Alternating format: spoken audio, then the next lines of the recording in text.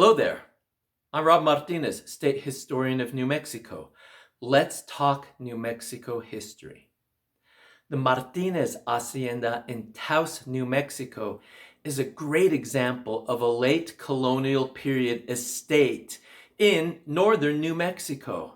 It's a fantastic structure that tells us a lot about life on the frontier in northern New Spain in the early to mid 1800s. It was the home of the Martinez family. Let's talk a little bit about them. The Martinez family have roots in Zacatecas, Mexico. Originally, the family was Martin Serrano. We're not really Martinez people. We're Martin, not Martin from England, Martin from Spain. Hernan Martin Serrano from Zacatecas came with Juan de Oñate. He was the sargento of the expedition of 1598. Out of the gate, the family were mestizo. His two sons, Hernan and Luis, were part Native American. They were the first New Mexicans, along with their cousins and friends who were also part Native American and part Spanish. So this is the beginning of New Mexican Hispanic culture, the Martin Serrano. Through the century, the surname becomes Martin. Some people keep the Serrano name, but it's Martin. Martin Serrano just means Martin of the mountains.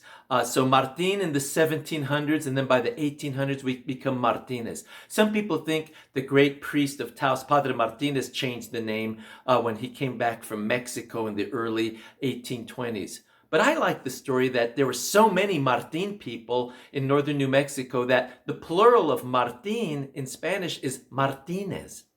Martinez, the actual surname from Spain, means es hijo de Martin, son of Martin, and that's a distinct surname. So let's go to Abiquiu, New Mexico in the late 1700s. In 1787, a man named Antonio Severino Martin married Maria del Carmen Santisteban.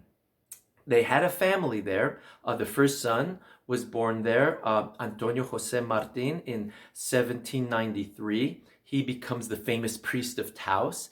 And then later on, around 1797, Maria Estefania Martin is born at Abiquiu to the couple. She's my ancestor on my mom's side.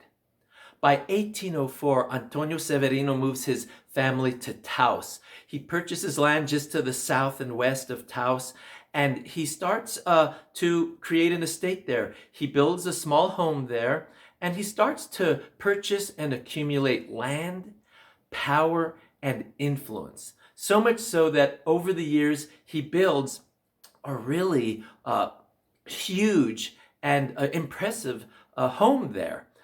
It's what you can see now if you go to the Hacienda de los Martinez. It's a rectangular structure with two patios or placitas in the center. The word hacienda is a term that applies to palatial estates in Spain or Mexico or South America, wealthy palaces. But if you go to the Martinez Hacienda, you'll see that it's anything but palatial. It's more functional. It's a frontier fortress. It's made of adobe, the mud and grass, sun-dried bricks that you can find in North Africa, Spain, and all over New Mexico. There are Puebloan elements in the architecture. It was functional for living, for surviving, and for thriving. It's a multifaceted structure. There are rooms to sleep in, rooms to entertain in. There's a small chapel. There's rooms for weaving, a blacksmith, a kitchen, of course. And the central placitas were for entertaining and enjoying the beautiful weather of Taos, but they are also for protection. The outer walls of the hacienda or the home had no windows. This was to protect the people living there from vermin, from animals, insects, and from other humans who might attack. And when there were other humans attacking, people and animals would be brought into the patios, and it was shut off, the whole structure, for protection. There may have been torreones, towers, at the corners of it, but there's nothing there now. But there probably were. These were towers that were as tall or a little taller than the home, so that someone could go up there and look around and view the horizon to see if there were enemies coming.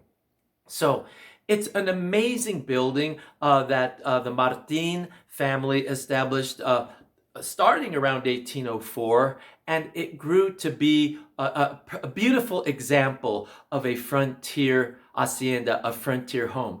A few years ago, I was at Mount Vernon, the old house of George Washington back east, and it's a beautiful structure. I remember thinking life was similar for people like Washington as it was for people like the Martin family. So let's take a road trip to Taos and take a look at the Martinez Hacienda.